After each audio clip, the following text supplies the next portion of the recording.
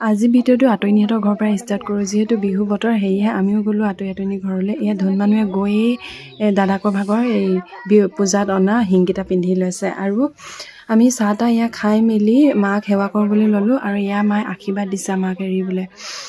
আৰু এজনী ছোৱালী হ'ব লাগে। আমাৰ ধুন মানুহ মানে যথেষ্ট, সি যিটো কেতিয়াবা যি যেনেকুৱাবোৰ কৰি দেখায়, আৰু যদি ছোৱালীৰ কথা এতিয়া মানে নহ'ব কোনো কৈ দিয়ে।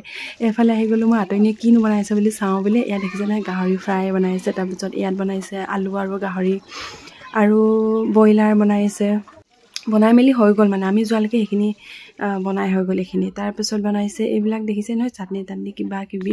আৰু এয়া বনাই মেলি হোৱাৰ পিছত আমি গোটেইকেইটাই পূৰা বহি খাই ল'লোঁ ভালকৈ।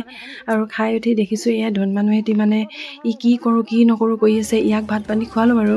বাকী ই ককায়েকটো যিহেতু ডাঙৰ, সি ফোনত গেম খেলি আছে। আৰু আমাৰ ই কি কৰোঁ কি নকৰোঁকৈ মানে মোক আমনি দি আছে। আৰু এয়া আতৈনীয়ে ভাত পানী বনোৱাৰ মাজতে এবাৰ মানে মোবাইলটো চাই লৈছে।